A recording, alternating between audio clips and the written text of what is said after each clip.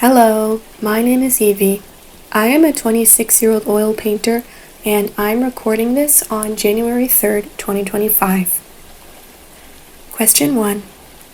I have been drawing for my whole life. Literally, some of my earliest memories are of drawing stick people on the walls of my family's apartment at age 3.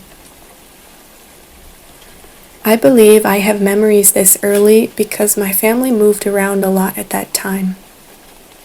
Drawing was my companion on these long trips, and at home where I spent lots of time alone. Moving around a lot stirred another thing in me that has followed me to this day, which is a feeling of alienation. I have attempted to navigate this and other ideas that consume me through what I call intuitive painting. Question 2. My biggest influences are my college painting professors. Until college, I was self-taught and I specialized in watercolor and drawing. In college, I minored in studio art and I took several classes on oil painting. I thank Craig Hood for showing me the ropes, Jennifer Moses for giving me my first tube of quinacridone red, and Brian Chu for teaching me abstract and open painting and for always pushing me to take my work farther.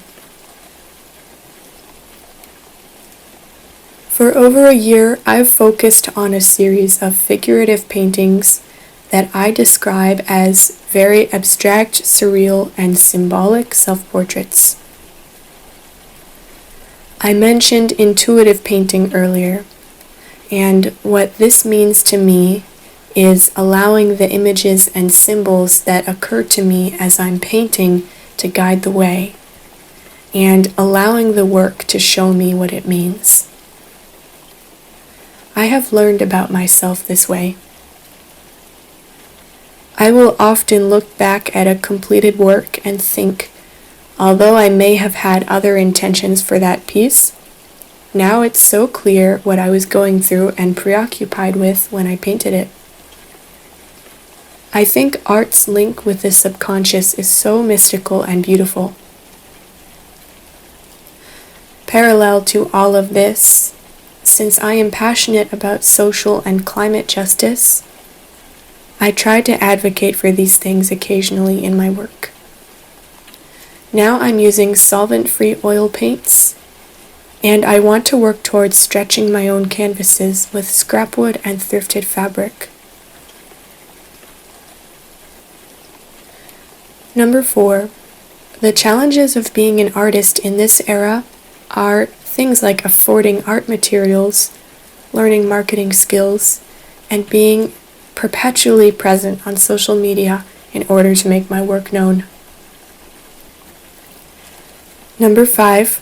I would encourage my younger self to push herself out of her comfort zone more. I credit most of the learning and growth I've done in adulthood to this. I would also tell her to spend more quality time with my grandparents and extended family. Now that I live far away and they are getting older, I feel like I may have missed an opportunity to learn more about my people. Number 6. After uprooting my life and moving abroad, I didn't have money to buy paints since I was also very interested in spreading awareness about environmental issues. I decided I'd take on the challenge of using biodegradable things like turmeric powder and civada and other things like markers I found on the ground and old makeup to make art with. I did it all on recycled paper as well.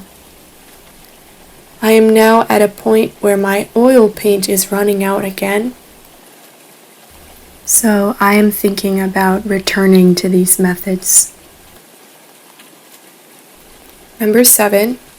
I usually like to listen to music when I work, but sometimes it can be distracting and I will find myself picking up my phone frequently to change the song.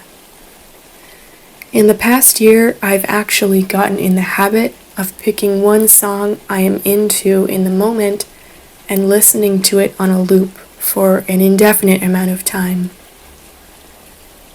Then you kind of feel like time isn't passing because the song doesn't change.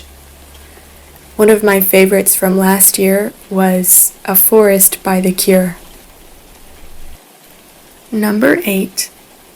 The strongest reaction I can remember receiving was crying when a portrait I drew looked so much like a deceased person that was dear to that person. Number 9. I hope that people see themselves reflected in my work because it's very psychological and that it encourages further exploration. Thank you for listening to my story. You can find my painting on YouTube, Instagram, and TikTok.